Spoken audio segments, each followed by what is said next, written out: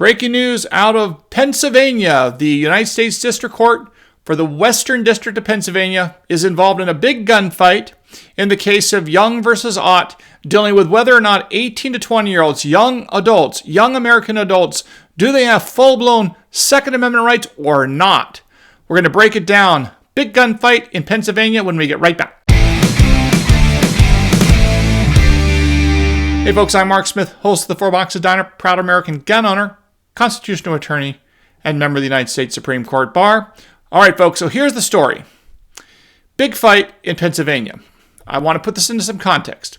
You may recall many months ago, there was a case we covered called the Laura case, that a three-judge panel in the United States Court of Appeals for the Third Circuit, covering Delaware, Pennsylvania, and New Jersey, issued an order that said, under the Second Amendment's right to keep and bear arms, 18, 19, and 20-year-old Americans living in Pennsylvania have full-blown Second Amendment rights like any other American citizen because they're part of the people, as in the right of the people to keep and bear arms shall not be infringed. And because they're part of the people, and because the state of Pennsylvania restricted their ability to get gun licenses, concealed carry permits, which had ramifications as to where they could carry and how they could carry and whatnot, this violated their Second Amendment rights and was presumptively unconstitutional. And the burden thereby shifted to the state of Pennsylvania to come forth with a historical analog set of laws, some sort of like long-standing historical tradition of firearms regulation that said 18, 19, and 20-year-olds could not bear arms. Well, of course, when you look at the year of our Lord 1792, 1791, that time period, when the Second Amendment was effectuated, the rest of the Bill of Rights was effectuated in 1791, and the Militia Act, the Federal Militia Act of 1792 was adopted by the Congress that said that 18, 19, and 20-year-olds not only had to serve in the militia, but they had an obligation under federal law to bring their very own privately owned firearms with them. They had to provide their own muskets, rifles, ammunition, cartridges, and so on with them when they mustered for militia duty. So obviously, it was understood at the time of our founding when the Second Amendment was adopted that 18, 19, and 20-year-olds were full-blown adults for the purposes of the right to bear arms. Otherwise, how could they be bringing with them their own weapons to militia musters under the federal statute of the Militia Act of 1792? Beyond that, as you know, we also know there was no laws that prohibited specifically that 18, 19, and 20-year-olds could not have guns. No gun laws like that on the books at the time of our founding. And in light of what I just said, the United States Court of Appeals for the Third Circuit, in a 2-1 decision, in the Laura case, said that 18, 19, and 20-year-olds had full-blown Second Amendment rights, and that Pennsylvania's law denying them under certain circumstances the right to possess or to acquire a concealed carry permit violated the Second Amendment. Now, this case was appealed with a petition for cert to the United States Supreme Court, and the Supreme Court then decided the Rahimi case and then sent the Laura case back down to the Third Circuit for reconsideration in light of the Rahimi, specifically asking the Third Circuit, just take a look at our Rahimi decision and reassess whether or not anything we say in the Rahimi case impacts or alters your decision in the Laura case the first time. Now, right now, and listen carefully to what I'm about to say because it's important. The Laura case right now has already been fully briefed post-Rahimi.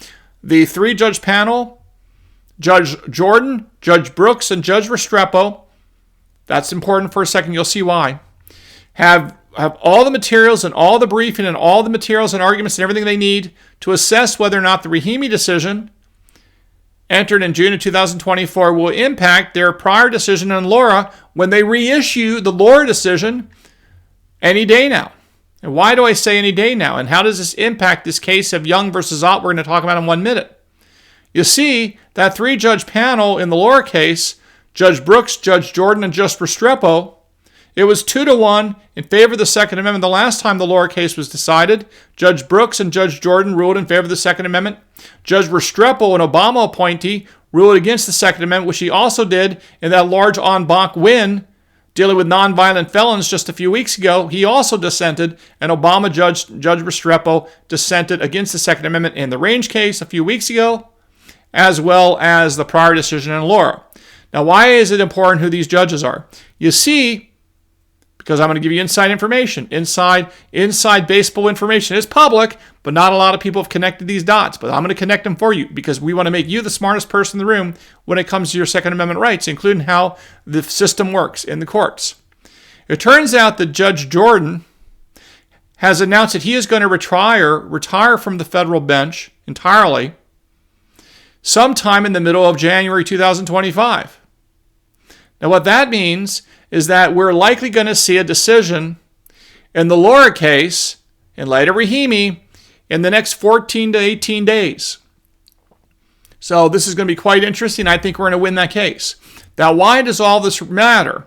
The reason why this matters and why it relates to breaking news now is there is another Second Amendment challenge brought by the National Rifle Association, the NRA, and the Firearms Policy Coalition. And it's great to see the NRA and FPC working together. It's always good to see Second Amendment organizations working together to fight for our rights. It's always good to have strength in numbers when you fight for our constitutional rights, including our right to keep and bear arms. And they have brought this case called Young versus Ott in the Western District of Pennsylvania, challenging a related provision that says that 18, 19, and 20-year-olds cannot get concealed carry permits, and the consequences of that discussed in this Young versus Ott case is because they cannot get these licenses, they are not able to conceal carry firearms in the city of Philadelphia, and they're also not able to bring a loaded gun with them in their automobiles, because you can only carry a gun as a Philadelphia resident in Philadelphia, I should say as a Pennsylvania resident in Philadelphia, if you have a carry license. At least that's the way it works. That's what's alleged here. And likewise, you can't carry a gun loaded in your car if you don't have a license. And since 18, 19, and 20-year-olds, as alleged in this complaint, cannot get those licenses, they're denied their Second Amendment rights. Now, what's interesting is that the state of Pennsylvania must be very worried about a decision here because they've now asked the district court to stay, which means to put on pause, put on hold, the Young versus Ott case dealing with the Philadelphia and the automobile carry for 18, 19, and 20-year-old issue, on the grounds that we're going to expect very soon a decision from the Third Circuit Court of Appeals in Laura, and that decision will likely dictate the outcome of the Young versus Ott case. So the state of Pennsylvania is saying, don't decide the Young versus Ott case yet until we get a ruling in Laura, which will likely resolve the issues presented in this district court case. And I think that's probably right. So what's going on exactly in this Young versus Ott case? Specifically, this is what the plaintiffs are arguing to the district court as to why 18, 19, and 20-year-olds have full-blown Second Amendment rights when it comes to carrying guns in the city of Philadelphia and when it comes to carrying guns for self-defense in their automobiles. Here's what is alleged. The Second and 14th Amendments protect an individual's right to carry a handgun for self-defense outside the home. This right presumptively belongs to all Americans. Thus, plaintiffs as adult Americans are squarely among the people to whom the Second Amendment guarantees the individual right to possess and carry weapons in case of confrontation. As legal adults, there are no parents or guardians legally responsible for their care and protection, or the care and protection of their dependents. Yet the laws challenged in this case prevent plaintiffs, Second Amendment plaintiffs, from exercising their Second Amendment protected rights on par with all other law-abiding adult Pennsylvanians. Well, that sets it up very nicely by the Second Amendment plaintiffs, but then they go on to specifically say, what is the problem with the current state of law in Pennsylvania, and why does it really violate their rights, and why does it matter to them? This is what they argue. Plaintiffs Hannah Young and Ariana Palomecchio, hope I pronounced that correctly, allege that they are responsible, peaceable, law-abiding citizens with no history of mental illness, violent behavior, or other conduct posing any threat or danger to the public. Both of the individual plaintiffs are over the age of 18, but under the age of 21, and currently possess a firearm. Individual plaintiffs allege that they desire to carry a handgun in public for self-defense, including, but not limited to, concealed upon their person throughout the state of Pennsylvania, while traveling in a vehicle, and while traveling in and through the city of Philadelphia, and within 1,000 feet of schools. So what is Pennsylvania trying to do here? So Pennsylvania is arguing that the lawsuit brought by the NRA and the Firearms Policy Coalition whereby they are now seeking a preliminary injunction to enjoin the Pennsylvania law that prevents the individual plaintiffs in this Young versus Ott case from being able to acquire concealed carry permits and thus carry in Philadelphia, close to schools, as well as in their cars. They want that law enjoined. But, of course, the state of Pennsylvania desperately is trying to avoid that outcome. So what have they now done? They're trying to use the excuse of the pending Laura decision in the Third Circuit, which, again, has already been argued. It's already been briefed. We're waiting for a decision in the next couple weeks, I suspect, because Judge Jordan is leaving the bench in the middle of January, and he's on that 3-judge panel. So presumably, Judge Jordan is going to want to make sure, and the panel is going to want to make sure, a decision is issued in the Laura case post-Rahimi before Judge Jordan leaves the bench, which means we're likely going to see a decision in Laura out of the Third Circuit in the next few weeks. In light of that, this is why the state of Pennsylvania is trying to buy time to make sure their law, which is currently on the books and currently enforced against Americans, continues to be enforced and is not enjoined yet. Here is the excuse set forth by Pennsylvania as to why they want to delay the outcome in their case of Young versus Ott. The Second Amendment plaintiffs initiated the instant action pursuant to 42 U.S.C. 1983, seeking to challenging as unconstitutional under the Second Amendment provisions of the Pennsylvania Uniform Firearms Act as they impact the ability of individuals aged 18 to 20 years old to legally carry concealed firearms in the Commonwealth of Pennsylvania. The U.S. Court of Appeals for the Third Circuit is currently considering a related case with some of the same plaintiffs as the case is sub judice, and will resolve broad question of whether firearms laws establishing a minimum of age of 21 violate the purported Second Amendment rights of 18 to 20-year-olds. Because Laura, that's the case Laura, has been fully briefed following a remand from the United States Supreme Court, this court, meaning the district court, the trial court, this court should stay this case pending the Third Circuit's decision in Laura. Doing so would conserve both the courts and the parties' resources and would show appropriate deference to the Third Circuit. So as you can see, the Second Amendment plaintiffs are arguing this case should move forward if Young versus Ott because they're going to win the case. 18, 19, and 20-year-olds should win this case. They're full-blown adults. They're not minors in American law. If you look at the 26th Amendment, they have the right to vote. No one's going to come, if an 18, 19, and 20-year-old, if they have an apartment, guess what? They got to have guns to defend themselves. If they're driving to work at 3 a.m. for a shift as a nurse, they got to protect themselves. If they're going to Philadelphia, driving through Philadelphia, or they're living in Philadelphia, working at a university or working somewhere that may be, dangerous, or they got to go home late at night, well, they need to protect themselves like any other adult American. No one's going to be there to save them. The police have no duty to protect them. They don't have parents. They may have parents, but they're not going to be babysat by their parents because they're adults. Right? And, 18, 19, and 20-year-olds certainly can get married and have children. What if they have children? Now they can't protect their kids. It's absurd. And that's the way Pennsylvania law is set up. And that's why these lawsuits brought by the National Rifle Association and the Firearms Policy Coalition are seeking to knock it out. Now, the only other point I want to make about this, and again, I think at the end of the day, here's what I think is going to happen. I think there's a good chance that the federal district court is going to stay the Young versus Ott case for a couple weeks, but I think that's not a big deal because, as I pointed out, I suspect, given the fact that Judge Jordan is retiring in a matter of a few weeks, means we're going to get a decision in the Laura case in light of the Rahimi. I suspect it will still be fine. It will still resolve itself in favor of the Second Amendment. And then here's the interesting thing, and this is the danger from the strategy deployed by Pennsylvania and why you always want to think about how things can backfire on you. Because remember, I've always taught you one of the critical metaphors you must understand in understanding the law. And then I'm going to apply it here and show you why it may have been a strategic mistake by the state of Pennsylvania to seek this stay. Remember how I explained to you, picture all legal decisions like a spider web. There's a big spider web. And when you pull any strand, any single strand on that big spider web, the entire spider web will move.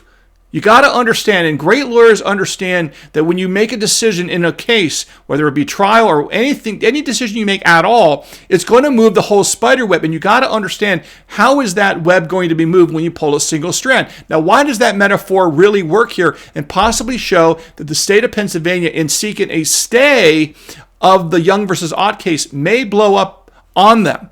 Why? Here's why. Because basically, by the state arguing that their case is likely going to be impacted by a decision by the Third Circuit Court of Appeals in the Laura case. They're almost admitting, they're almost conceding that whatever the Laura case decides by the Third Circuit in the next couple of weeks, that is going to be governing and dictate the outcome in their district court case of Young versus Ott. Now, in light of that, what do you think is going to happen with Laura? Well, we know that the same three-judge panel that ruled in favor of the Second Amendment, several months ago, right, before Rahimi was decided, ruled in favor of the Second Amendment. So odds are, if you're a betting person, that this same three-judge panel is also going to rule in favor of the Second Amendment, in favor of 18, 19, and 20-year-olds being able to have full-blown Second Amendment rights. So what you've just done is Pennsylvania, by seeking a stay on the grounds that you have a related case in the Laura case, you basically are saying that when the Laura case is decided in the next few weeks, likely in favor of the Second Amendment, likely in favor of 18, 19, and 20-year-old adults, that is going to redound to the benefit of the Plaintiffs NRA and the Plaintiffs Firearms Policy Coalition and the individual plaintiffs in the Young versus Ott case, and it's going to basically mess up the defense and cause the state of Pennsylvania to lose, because the Laura case is going to be binding. And why is that? Is because the state has basically already admitted that the Laura decision is going to govern the decision in this particular district court case. So by seeking a motion to stay the lower court case, they basically are conceding that when Laura is decided likely in favor of the Second Amendment, they're going to lose and get their butt kicked in the district court case because of the position they just took, admitting that Laura is going to govern the district court case of Young versus Ott, which is why you sometimes want to think long and hard about the strategy as to what you do, because again, motion to stay, to buy time so that your state law continues to be enforced in the short run makes sense and is good if you're Pennsylvania. The downside is if you lose the Laura case in the next couple of weeks, it's going to come back and sort of blow up in your face because you conceded now that if you lose the Laura case, then Pennsylvania is going to lose the Young versus Ott case. So again, these things are sometimes double-edged swords. Be careful what you wish for is like a theme that is not new to American life or to the law. All right, folks. Well, I hope you learned a little bit something here today about the Young versus Ott case and the Laura case. Very important stuff. We really care about 18, 19, 20-year-olds being protected, because if they're protected as part of the people, it is very helpful because, as you know, every precedent in favor of the Second Amendment, every precedent in favor of right to keep and bear arms is a positive for American society and our Constitution. So we always want to be cheering in favor of the Second Amendment, in favor of freedom and liberty, and against government oppression, government tyranny, and government control. So there you have it, folks. Hope you enjoyed today's show. Make sure you subscribe here at YouTube and on Rumble, where I'm on both now. Don't forget to follow me on X at 4Boxes Diner. We have almost 22,000 followers over there, and I look forward to talking to all of you again very, very soon here at the 4Boxes Diner. Orders up. Table 2A.